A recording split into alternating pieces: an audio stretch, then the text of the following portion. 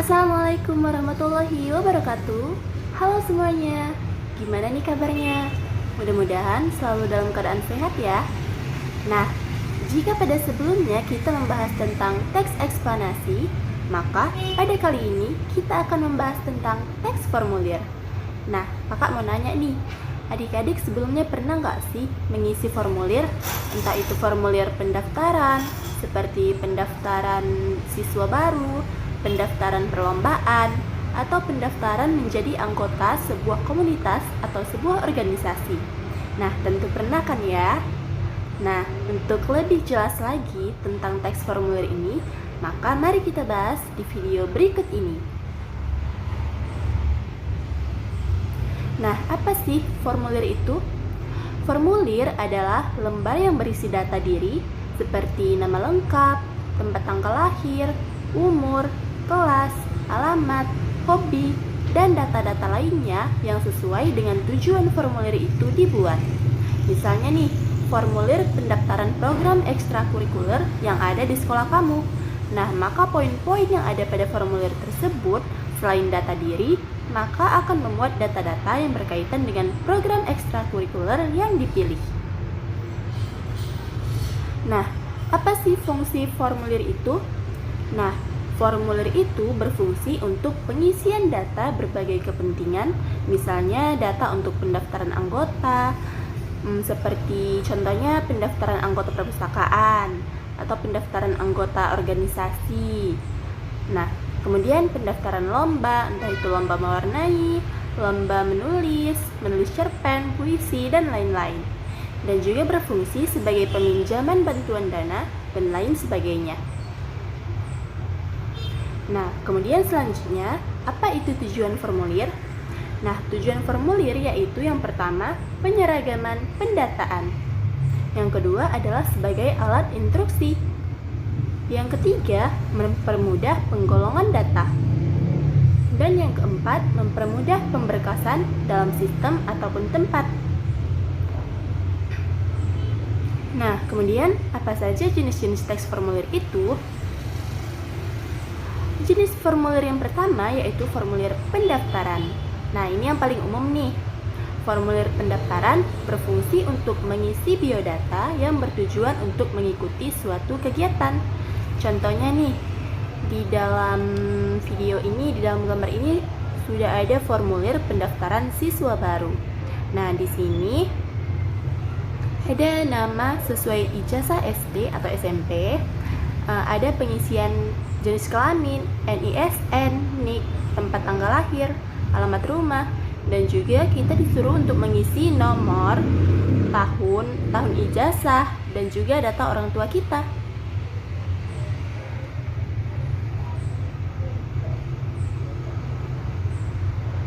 Kemudian yang selanjutnya yaitu wesel pos.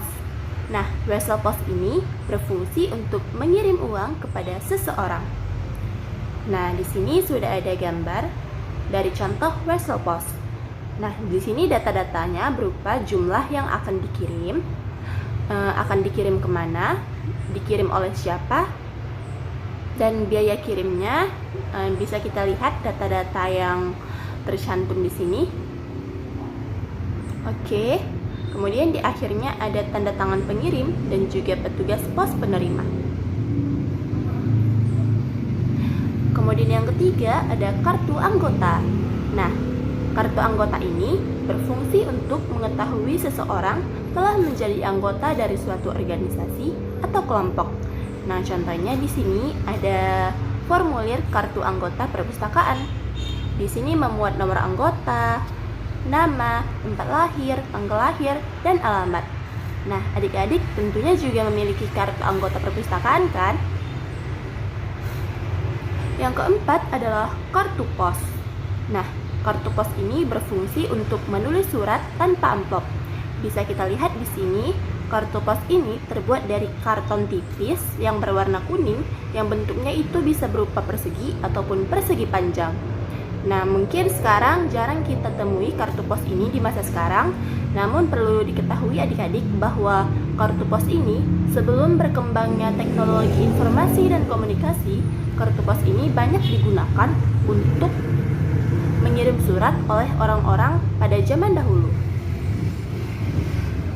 Kemudian yang kelima adalah daftar riwayat hidup. Nah, daftar riwayat hidup berfungsi untuk menjabarkan identitas dan pengalaman kepada pihak lain. Nah, dapat kita lihat data-data apa saja yang ada pada formulir daftar riwayat hidup.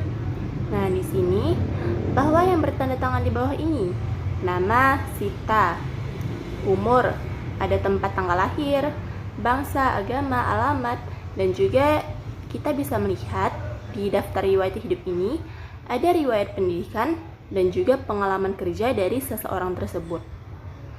Nah, itu dia formulir tentang daftar riwayat hidup. Kemudian yang keenam adalah slip menabung bank. Nah, ini nih, adik-adik pernah nggak sih nemenin orang tuanya ke bank? Tentunya kalau pernah, kita dapat melihat slip menabung bank seperti ini. Nah, slip menabung ini berfungsi sebagai penyetoran atau arsip menabung. Nah, dapat kita lihat contoh slip ini. Di sini ada nomor rekening, nama, penyetor, keterangannya, dan juga hal-hal lainnya yang berkaitan dengan bank. Nah, kemudian selanjutnya kita akan membahas tentang struktur teks formulir. Nah, bagaimana sih struktur dari teks formulir tersebut? Nah, ini nih struktur atau bagian-bagian dari teks formulir. Yang pertama ada pimpinan atau heading. Nah, dapat kita lihat pada bagian atas ada pimpinan, formulir pendaftaran PPDB, SMA, dan SMK Provinsi Sumatera Utara. Nah, pada bagian pimpinan ini biasanya berisi nama lembaganya, alamat, dan juga nomor teleponnya. Kemudian yang kedua adalah instruksi. Nah, instruksi ini berisi informasi tentang cara mengisi formulir dengan benar. Nah, dapat kita lihat contohnya di sini. Tulislah identitas diri Anda pada kolom isian yang tersedia dengan data-data dalam SKHUN dan kartu anggota. Nah, inilah yang disebut dengan bagian instruksi, berisi tentang cara mengisi formulir itu dengan benar. Kemudian yang ketiga ada bagian body. Nah, bagian body ini berisi informasi yang harus diisi secara lengkap, seperti nama lengkap, alamat rumah, tempat tanggal lahir, jenis kelamin, pendidikan, dan lain-lain. Nah, ini nih dapat kita lihat pada data pendaftar, ada NISN-nya, nomor peserta UN, nama lengkap. Nah, kemudian ada data penduduk, data nilai ujian nasional, satuan pendidikan sekolah yang dituju. Nah, itulah bagian-bagian dari body formulir ini. Kemudian bagian yang keempat adalah close atau penutup. Nah, pada bagian penutup ini yaitu berisi tempat dan tanggal pengisian formulir, serta nama lengkap dan juga tanda tangan. Nah, kita lihat contohnya pada formulir ini. Di sini sudah ada kolom tanda tangan dari orang tua dan juga calon peserta didik baru. Kemudian ada juga tanggal ditulisnya formulir tersebut.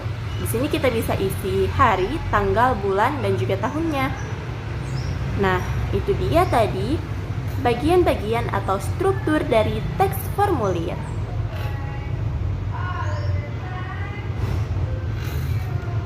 Nah, kemudian selanjutnya ada contoh-contoh petunjuk dalam pengisian formulir yang biasa kita temui.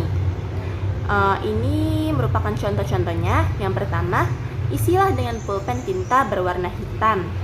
Nah, ini biasanya kita temui pada formulir pendaftaran nih. Biasanya di situ ada instruksi untuk kita menuliskannya dengan pulpen tinta berwarna hitam agar tulisannya itu jelas. Kemudian yang kedua, lembar formulir tidak boleh rusak, robek, atau kusut. Dan yang ketiga, isilah formulir dengan menggunakan huruf kapital. Yang keempat, isilah identitas diri dengan sebenar-benarnya. Yang kelima, bubuhkan tanda tangan pada bagian kanan bawah. Nah, adik-adik, sekianlah tentang materi teks formulir pada kali ini.